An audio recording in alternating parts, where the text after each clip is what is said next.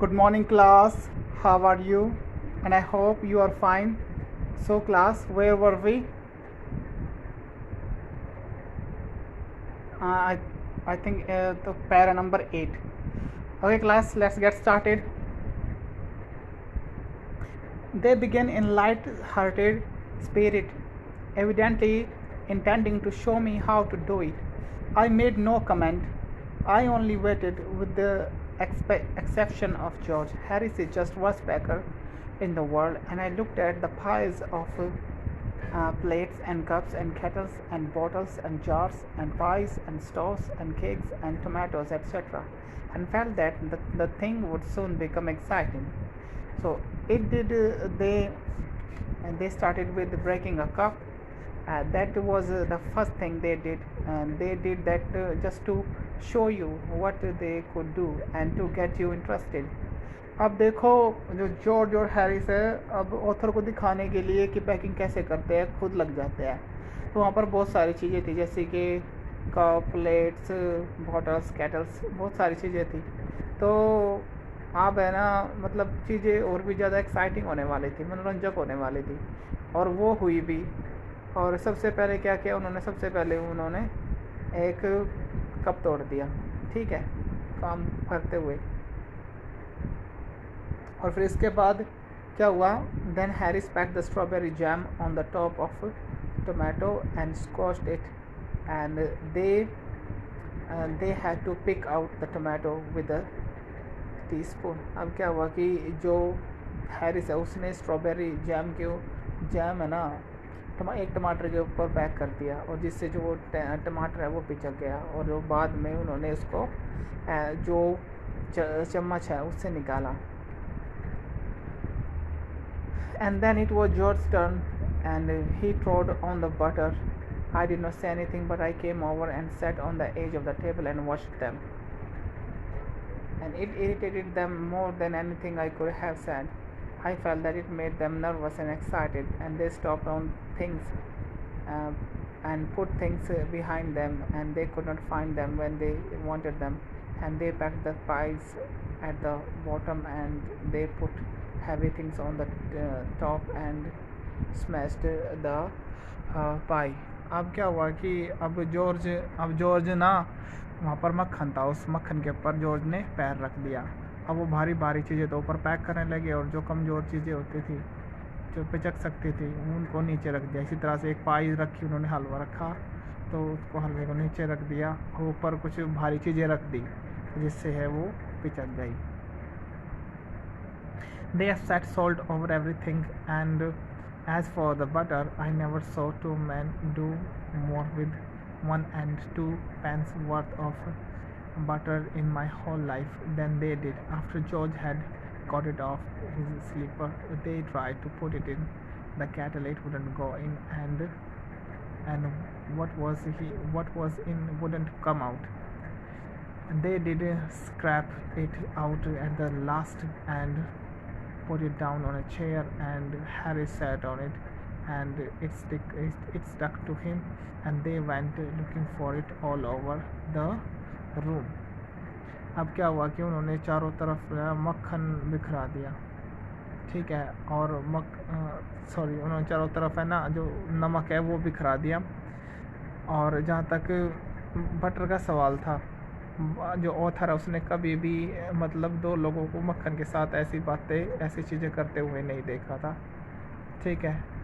तो क्या हुआ कि जो जॉर्ज है उसके पैर पे मक्खन लग गया था, ठीक है।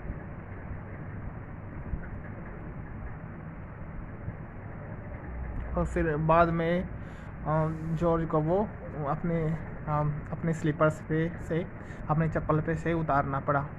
तो फिर जैसे ही वो मक्खन उन्होंने उतारा तो वो उसको एक जार था, वहाँ पर एक कांच का डब्बा था, उसमें रखने लगे। वो डाल ही नहीं पा रहे थे, उसमें बहुत कोशिश करने के बाद भी वो डाल नहीं पा रहे थे। तो जो अंदर चला गया था वो बाहर नहीं आ रहा था, ठीक है।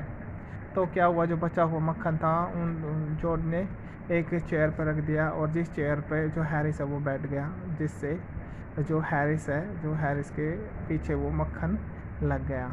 और वो इधर उधर उसको ढूंढते रहे कि कहाँ गया मक्खन, कहाँ गया.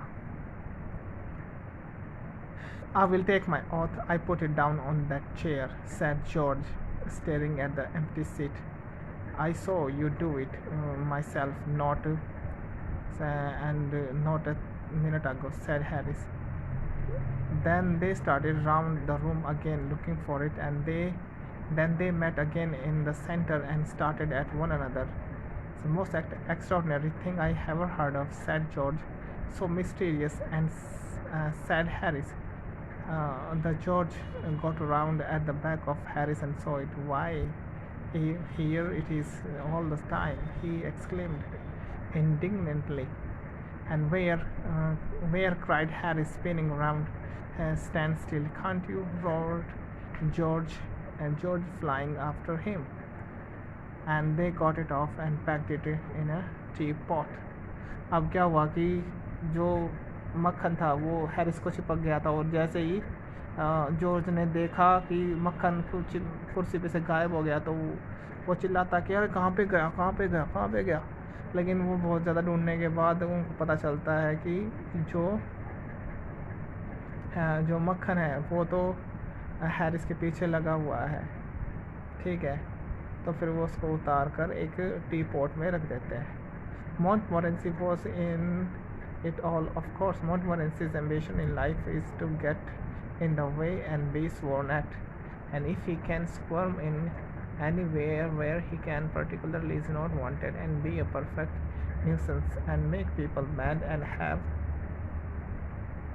have things thrown at his back, then he feels his stay has not been wasted. To get somebody to stumble over him and curse him steadily for an hour is his highest aim and object, and when he has succeeded in accomplishing this, his conceit becomes quite unbearable. अब देखो मोंटमोरेंसी में यहाँ एक कुत्ता होता है, उसका काम है कि बस कोई काम कर रहा है उसके बीच में घुस जाना होता है. ठीक है, और सारे काम को ख़राब कर देना होता है. उसको गालियाँ खाने में बहुत मज़ा आता है. कोई उसके ऊपर गिर जाता है उलझ कर तो भी उसको बहुत ज़्यादा मज़ा आता है. He came and sat down in things just when they were wanted to be packed, and he labored under the fixed belief that whenever Harris or George reached out their hand for anything, it was his cold, damp nose that they wanted. He put his leg into the jam, and he worried the teaspoons, and he pretended that the lemons were rats, and got into the hamper and killed 3 of them before Harris could land him with the flying pan. अब क्या होता है कि वहाँ पर वो जो भी चीज़ उठाने के लिए जाते हैं ना, तो तभी वो ना अपनी ठंडी नाक ना उनके हाथों पे लगा देता है. ठीक है, और वहाँ पर नींबू थे, नींबुओं को वो चूहे समझ लेता है और वो उनमें से 3 को मार देता है. ठीक है.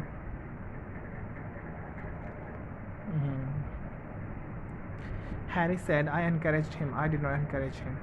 A dog like that does not want any encouragement. It is the natural original sin and is born in him that makes him do things like that. Harris कहता है कि Harris said I encouraged him. Harris कहता है कि मैंने उसको ऐसे करने के लिए उकसाया है कुत्ते को, लेकिन ऐसे कुत्ते को किसी के द्वारा उकसाने की ज़रूरत नहीं होती. ऐसे कुत्ते की तो प्रवृत्ति ऐसी होती है. The packing was done at 12:50, and Harry sat on the big hamper and said he hoped nothing would be found broken.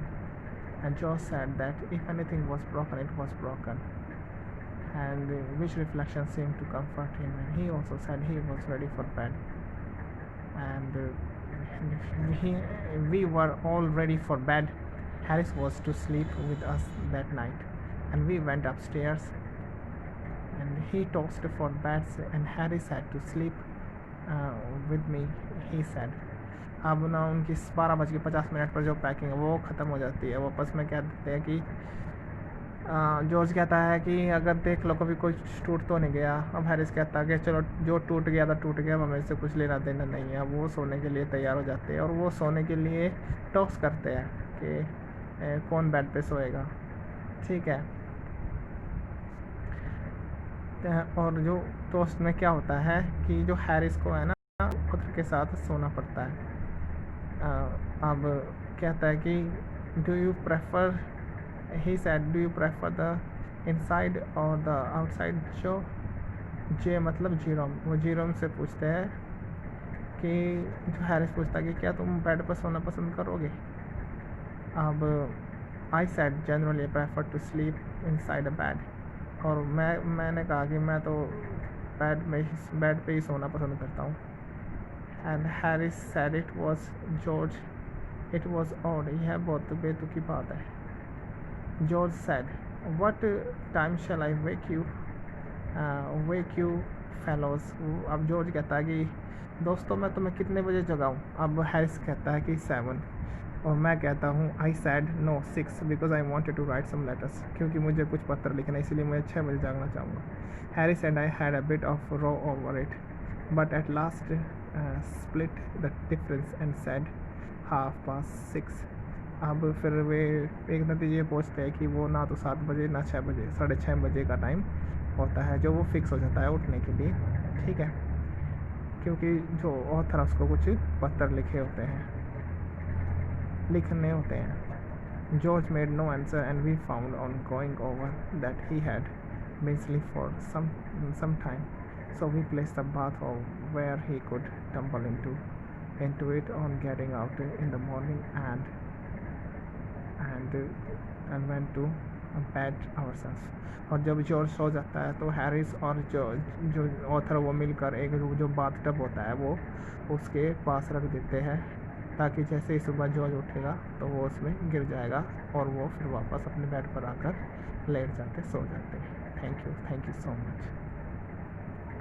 तो क्लास आपने इस चैप्टर के क्वेश्चन आंसर करने हैं, ठीक है। मुझे लगता है कि आपने लिख तो लिए होंगे, आप याद कर लेना, ठीक है, क्योंकि एग्ज़ाम में तो मतलब याद किया हुआ ही काम आता है। Thank you so much.